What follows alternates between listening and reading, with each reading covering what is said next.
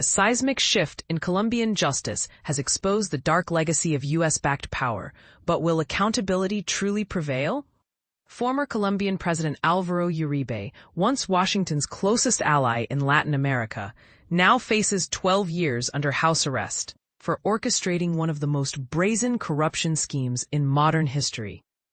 The conviction reveals how the far-right leader bribed imprisoned paramilitary members to silence testimony about his ties to violent U.S.-supported death squads, a landmark ruling marking Colombia's first criminal conviction of a former head of state. But here's where it gets explosive.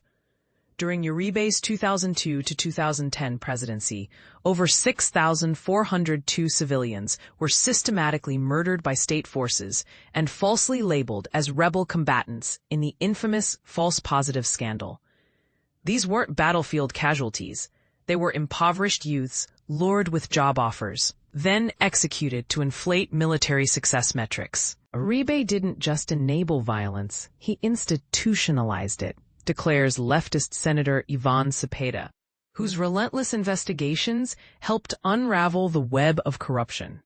The senator knows this brutality firsthand. His father, prominent leftist leader Manuel Cepeda, was assassinated in 1994 by state-colluding paramilitaries.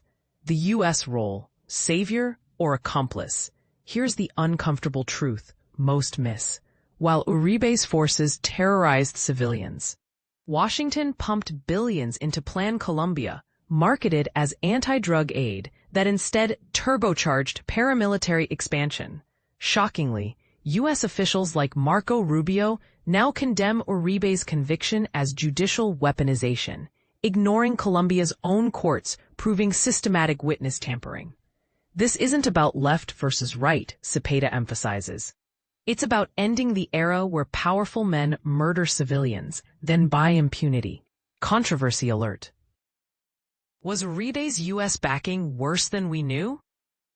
While Uribe faces justice for bribery, larger questions loom about international complicity. How did Washington ignore red flags as their allies' administration displaced millions and greenlit extrajudicial killings?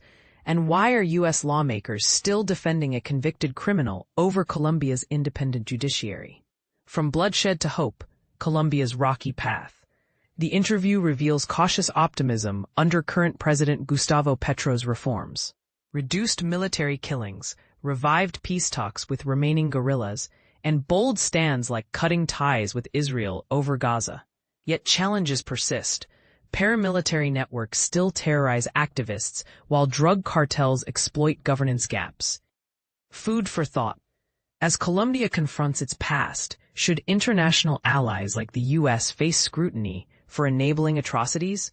Senator Cepeda's fight shows accountability is possible, but will geopolitical interests continue trumping human rights? Share your take. Is Uribe's conviction true justice, or just the tip of the iceberg?